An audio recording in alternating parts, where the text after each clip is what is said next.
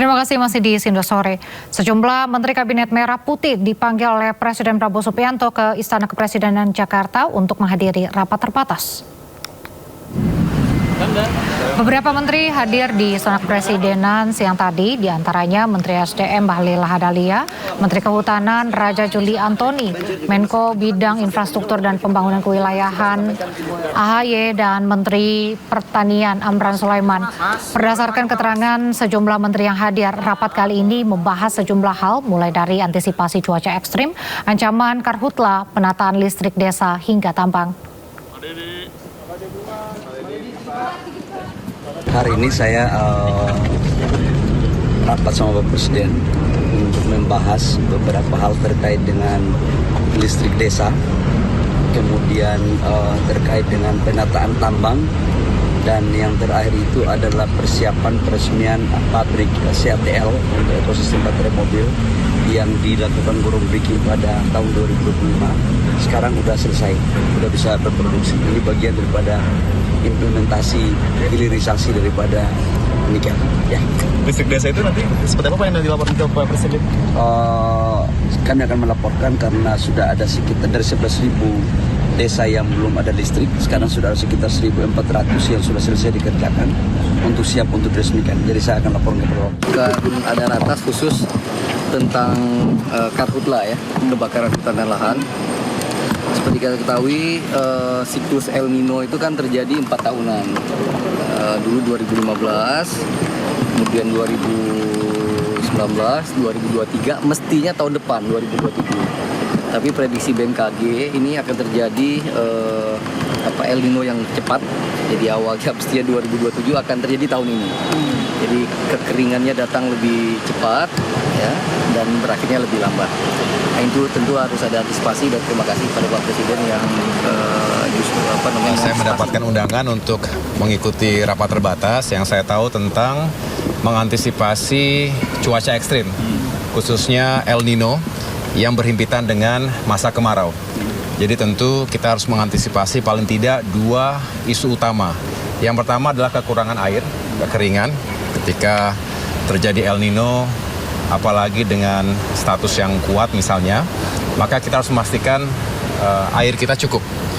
Sumber daya air yang harus dikelola dengan efisien untuk memastikan suplai air bersih untuk rumah tangga, termasuk tentunya irigasi untuk mengairi sawah-sawah dan meningkatkan atau menjaga produktivitas pertanian kita juga dapat dijamin dengan baik. Kemudian tentunya selain itu kita harus mengantisipasi jika memang sangat diperlukan, tentu kita berkoordinasi dengan BMKG misalnya untuk melakukan operasi modifikasi cuaca. Informasi selanjutnya, Gubernur Maluku Utara Shirley Conda meminta maaf ke aparatur sipil negara terkait adanya pemotongan tambahan penghasilan pegawai. Dalam penjelasannya, pemotongan ini demi penyelamatan keuangan daerah setelah pemerintah provinsi kehilangan ratusan miliar rupiah transfer dari pusat.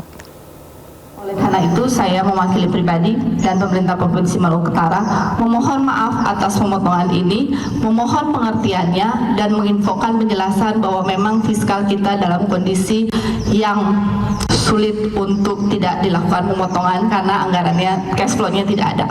Mulai bulan Juli 2026, staf dan P3K akan dipotong 10%. Dan kemudian diam dan dengarkan saja. Dan kemudian untuk ASN, untuk PNS eselon 1, 2, 3, 4 di bulan Januari sudah dipotong 20% dan akan lanjut sampai dengan Desember. Kenapa harus dipotong? Jadi untuk kita pahami, ASN untuk mengerti semua bahwa harus mengerti.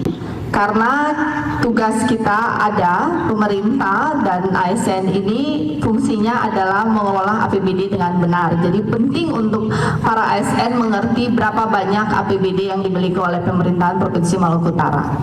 Di tahun 2025, total APBD induk yang dimiliki oleh Provinsi Maluku Utara adalah 3,2 triliun.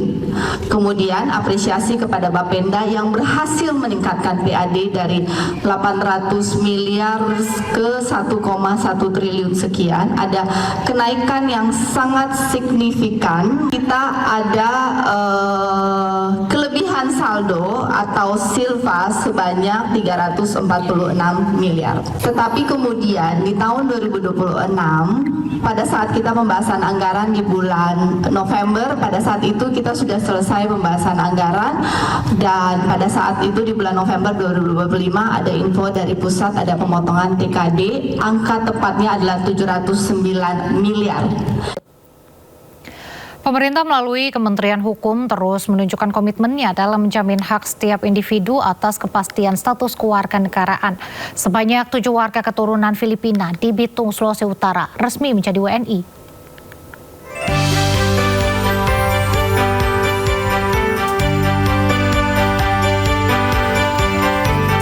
Tali seru pecah di depan sebuah rumah sederhana di kota Bitung.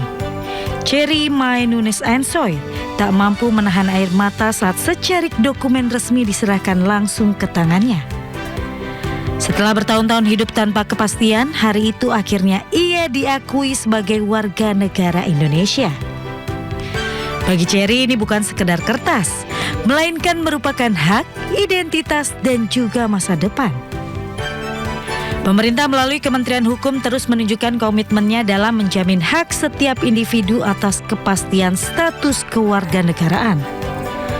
Pada 24 Juli 2026, Direktorat Jenderal Administrasi Hukum Umum secara resmi menyerahkan surat keputusan penegasan status WNI kepada 7 warga negara keturunan Filipina yang telah lama bermukim di Kota Bitung, Sulawesi Utara. Direktur Jenderal AHU Widodo menegaskan bahwa penegasan status kewarganegaraan ini merupakan bentuk nyata komitmen pemerintah dalam menangani persoalan kewarganegaraan lintas negara di wilayah perbatasan. Seluruh proses penegasan status kewarganegaraan ini dilaksanakan secara cermat, selektif, dan melalui verifikasi ketat antar instansi, serta diberikan tanpa dipungut biaya. Tim Liputan Sindo News melaporkan.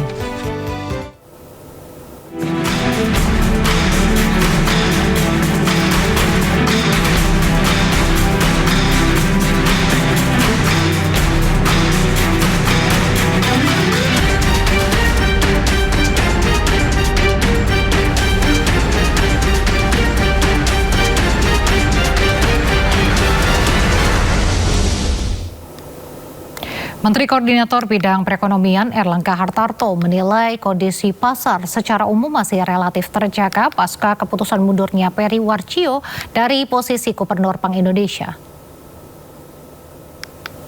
Terkait mundurnya Peri Warjio, Erlangga menyebut hal terpenting yang harus dilakukan adalah komitmen kelembagaan BI untuk terus menjalankan perannya dalam mengawal stabilitas nilai tukar rupiah dan kebijakan moneter. Terkait calon figur yang akan mengisi posisi pimpinan Bank Sentral mendatang, Erlangga mengatakan keputusan tersebut sepenuhnya berada di tangan Presiden Prabowo Subianto. Sudah disampaikan oleh Ibu Destri. Ibu Destri bertindak sebagai pejabat Gubernur BI. Tapi dampaknya gimana nanti Pak ke investasi dan lain-lain? Ke market. Direktur Eksekutif KOR Indonesia Muhammad Faisal angkat bicara terkait dengan pengunduran diri Peri Warjio sebagai Gubernur Bank Indonesia. Faisal menilai hal tersebut sebagai momentum memperbaiki kinerja koordinasi kebijakan makroekonomi. Faisal menjelaskan pengunduran diri Gubernur BI Peri Warjio harus diikuti dengan upaya dalam mengantisipasi keresahan pasar. Meski saat ini pejabat sementara Gubernur BI telah diisi Deputi Gubernur Senior BI Destri Damayanti, namun pemerintah perlu mempersiapkan calon Gubernur BI definitif yang memiliki rekam jejak dan bebas dari konflik kepentingan. Tidak bernama artinya ada yang menggantikan. Nah, ini yang kita tidak tahu ya. Harapannya adalah ya punya kualitas kriteria seperti tadi ya, dari sisi kapasitas, pengalaman, dan juga track record ya, dari sisi integritas ya. Yang perlu dihindari adalah jangan sampai kemudian yang menggantikan nanti ya, kalau nanti setelah setelah ini ada perubahan lagi, dinamika baru lagi ya, sebagai pengganti daripada Gubernur BI, adalah jangan menghindari untuk tidak memilih orang-orang yang punya kedekatan dari pemerintah. Kenapa itu penting? Ya karena itu yang disorot oleh pelaku pasar dan juga masyarakat untuk memastikan independensi BI gitu ya. Pejabat sementara Gubernur Bank Indonesia Destri Damayanti memastikan arah kebijakan Bank Sentral tidak berubah meski terjadi pergantian kepemimpinan, sehingga meminta pelaku pasar tidak bereaksi berlebihan terhadap transisi tersebut. Destri menegaskan bahwa stabilitas nilai tukar rupiah tetap menjadi prioritas utama Bank Indonesia. Oleh karena itu, BI akan terus hadir di pasar melalui berbagai instrumen, termasuk intervensi di pasar spot domestic non-deliverable forward atau DNDF dan non-deliverable forward atau NDF. Selain menjaga stabilitas pasar keuangan, BI juga akan melanjutkan upaya mendorong masuknya arus modal asing ke Indonesia. Untuk market kita berharap tidak perlu panik. Kenapa? Karena kami dari Bank Indonesia tetap akan menjalankan kebijakan kami seperti juga yang sudah kami lakukan sebelumnya. Jadi stance kebijakan kami tidak berubah, bahwa stabilitas nilai tukar akan tetap menjadi kunci dari kebijakan kami saat ini, sehingga kami juga akan terus berada di pasar, baik dengan melalui intervensi di spot, di NDF ataupun NDF, dan juga tentunya di satu sisi juga kebijakan kami yang bersifat untuk pro growth akan kami teruskan melalui kebijakan makro prudensial kami. Serangan drone Houthi hantam fasilitas minyak Abqaiq Saudi Aramco. Jangan kemana-mana pemirsa, Sido Sore segera kembali.